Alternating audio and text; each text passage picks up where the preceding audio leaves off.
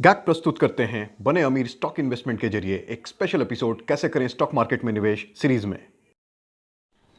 नमस्कार दोस्तों, स्वागत है आपका गैक प्रायोजित कैसे करें निवेश स्टॉक मार्केट के स्पेशल एपिसोड बने अमीर स्टॉक मार्केट के साथ में।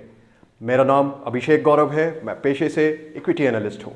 इक्विटी एनालिस्ट वो लोग होते हैं जो मार्केट में लोगों को ये बताते हैं कौन सा शेयर खरीदना है, कौन सा शेयर बेचना है, खरीदना है तो क्यों खरीदना है, बेचना है तो क्यों बेचना है। दोस्तों, जब भी मैं अपने किसी परिचित को अपने पेशे के बारे में बताता हूँ, एक अजीब सी चमक उनके चेहरे पर खिल उठती है। पता नहीं, शायद उन्हें ऐसा लगता हो यही है वो आदमी जो रातों रात हमें अमीर बनाने जा रहा है। थोड़ा सही थोड़ा गलत। क्या है सही, जानेंगे आगे इस एपिसोड में। जानेंगे उन स्ट्रैटेजीज के बारे में जो आपको अमीर बना सकते हैं स्टॉक मार्केट में निवेश के जरिए, और क्या गलत, जानने के लिए बने रहिए इस सीरीज में हमारे साथ। दोस्तों, इन्वेस्टमेंट स्ट्रैटेजीज के बारे में बात करने से पहले जरूरी है कि हम अपने इन्वेस्टमेंट ऑप्शंस को देख लें। तो बात करते हैं हम अपने इन्वेस्टमेंट ऑप्शंस, उनके रिस्क और रिटर्न प्रोफाइल के बारे में। सबसे पहले हैं हमारे पास लार्ज कैप कंपनीज, जिन्हें ब्लू चिप कंपनीज भी कहते हैं। हम बात कर रहे हैं कंपनीज जैसे कि MRF, Tata Motors, Unilever, Britannia, etcetera etcetera. दोस्तों, यूजुअली इन कंपनीज का साइज़ बहुत बड़ा होता है, ब्रांड वेल एस्टेब्लिश होता है, हर कोई जानता है इनके बारे में।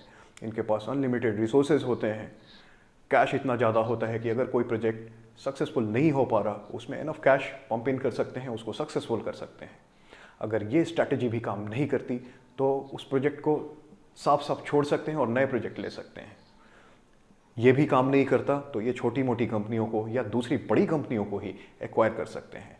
कुछ सालों पहले टाटा मोटर्स ने यूके और यूरोप में अपना मार्केट एक्सपैंड करने के लिए जगुआर और लैंड रोवर का एक्विजिशन किया था। ये ऐसा ही एक एग्जाम्पल है। तो दोस्तों, आप समझ सकते हैं हम कैसी कंपनियों के बारे में बात कर रहे हैं, और इन रीजंस की वजह से ही इनके साथ जो रिस्क एसोसिएटेड होता है इन्वेस्टमेंट में, वो बहुत कम होता है।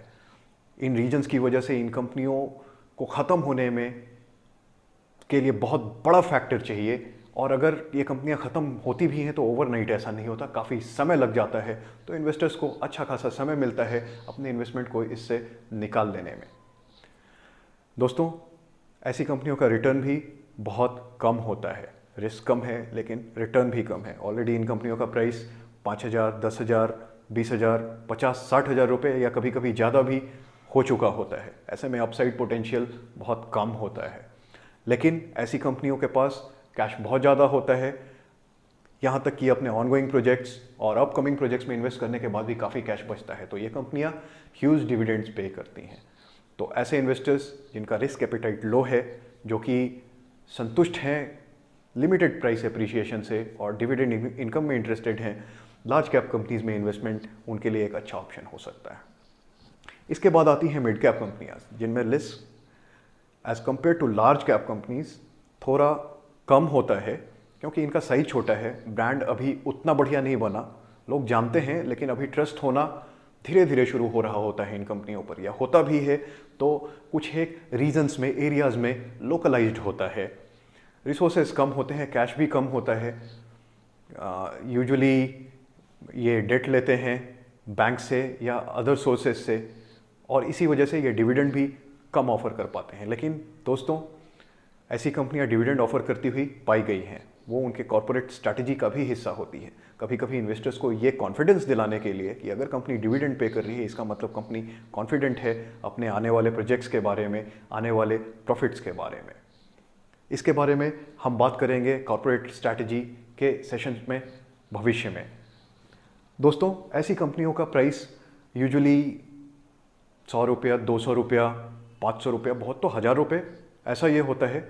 और ऐसी कंपनियों का पोटेंशियल होता है लार्ज कैप कंपनीज बनने का 2 साल, 4 साल, 5 साल के टाइम होराइजन में, और तब इनका शेयर प्राइस अप्रिशिएट होता है 2,000 रुपये, 5,000 रुपये, 10,000 रुपये, 20, 25, 50,000 रुपये, सो ऑन सो फॉर्थ। तो ये कंपनियां मल्टी बैगर बन सकती हैं। फिर आता है नंबर स्मॉल कैप कंपनीज का, जिनके साथ एसोसिएटेड रिस्क बहुत ज़्यादा होता है, क्योंकि इन कंपनीज़ के बारे में कोई जानता नहीं है यूजुअली, क्योंकि ये कंपनियां तुरंत शुरू हुई हैं या बहुत छोटे स्केल पर एज एंसिलरी किसी बड़े इंडस्ट्री को सपोर्ट करने के लिए काम कर रही हैं। बहुत ही लोकल लेवल पर, इनके पास पैसे भी कम होते हैं, रिसोर्सेज भी कम होते हैं। यूजुअली ऐसी कंपनियों को फंक्शन करने के लिए डेट की ज़रूरत पड़ती है। डेट भी महंगा मिलता है क्योंकि इनके साथ एसोसिएटेड रिस्क बहुत ही ज़्यादा है और इनके पास रिसोर्सेज भी कम हैं, तो इनको डेट देने वाले लोग भी इस चीज़ का फ़ायदा उठाते हैं।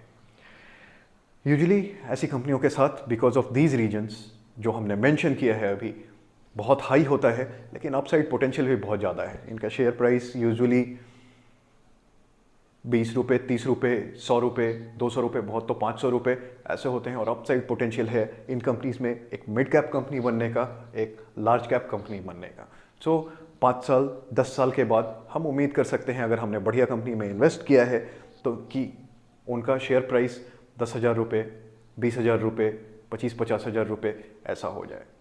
फिर मार्केट में प्राइवेट इक्विटीज़ आती हैं। दोस्तों, एक रिटेल इन्वेस्टर के लिए एक प्राइवेट इक्विटी में इन्वेस्ट करना लगभग ना के बराबर है। ये यूजुअली एक ऑप्शन है क्वालिफाइड इन्वेस्टर्स के लिए या इंस्टीट्यूशनल इन्वेस्टर्स के लिए या पोर्टफोलियो मैनेजर्स वगैरह, इन सब लोगों के लिए।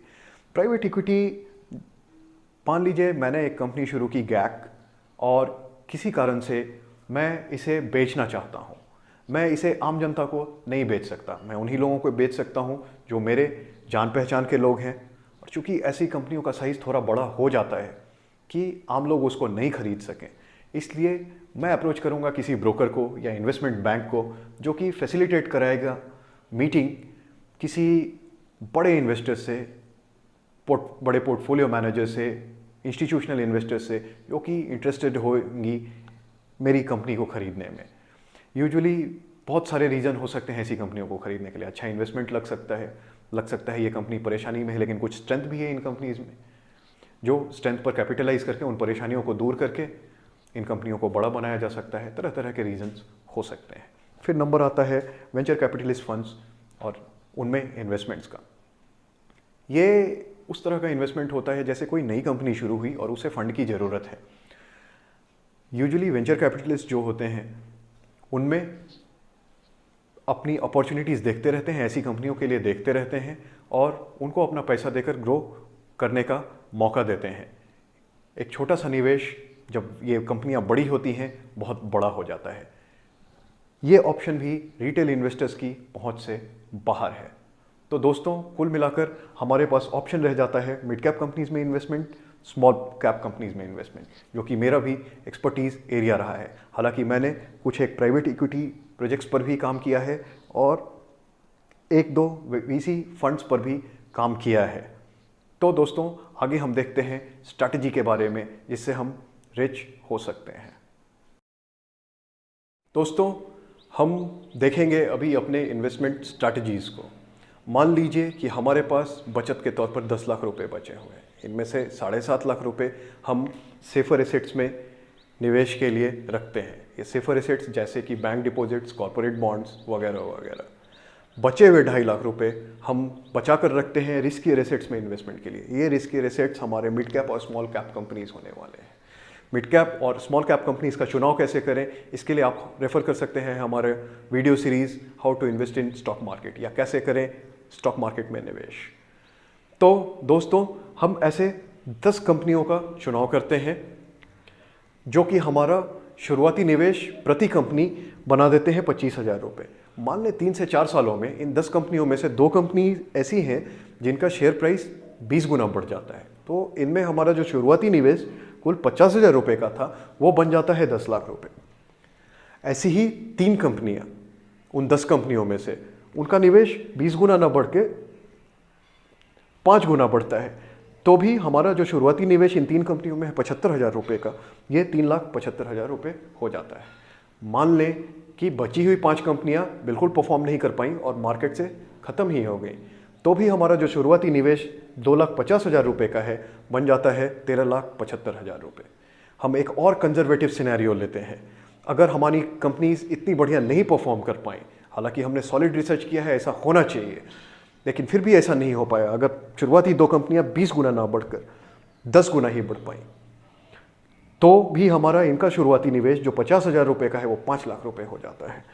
बची हुई 3 कंपनियां 5 गुना ना बढ़कर 2 ही गुना बढ़ पाई, तो भी हमारा निवेश इनमें 1,50,000 50,000 का हो जाता है। कुल मिलाकर जो हमारा शुरुआती निवेश 2,50,000 रुपये का है वो 3 से 4 सालों में 6,50,000 रुपये हो जाता है, जो कि एक बुरा सौदा नहीं है दोस्तों। तो दोस्तों ये स्ट्रैटेजी रखकर हम शेयर मार्केट में अच्छे पैसे बना सकते हैं 3 से 4 सालों के टर्म्स में। तो दोस्तों आज का सेशन में अब बस इतना ही कि अगर आपको आज का सेशन अच्छा लगा तो हमारे चैनल को सब्सक्राइब करें, इसके वीडियोस लाइक और शेयर करें।